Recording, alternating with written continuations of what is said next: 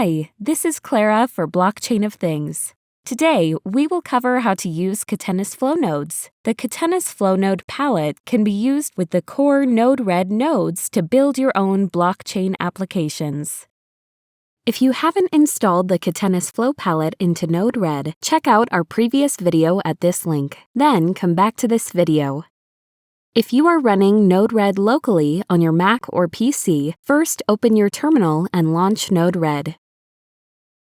Copy the server address and paste it into your browser.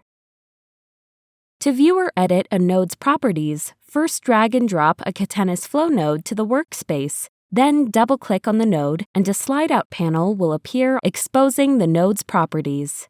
Most nodes require additional input, which can be passed to them via simple parameters or JSON objects. Because these inputs are dynamic, many of them are not included in the slide-out properties panel of the Catenis Flow node. JSON, or JavaScript Object Notation, is a standard way of passing input to Node-RED and Catenis Flow nodes. JSON is often used by web APIs to send and receive data. In many cases, a simple string or number parameter will suffice for a node.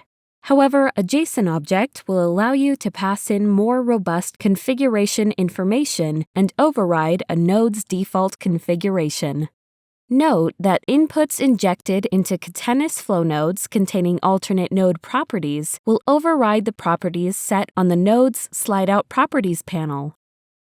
When sending a simple parameter type, the type will be listed under the Node Help section in the Information tab, which can be accessed here in the sidebar. For example, this log message node states that a string input can be sent. For more details, watch our next video titled Getting Help for Each Catenis Flow Node.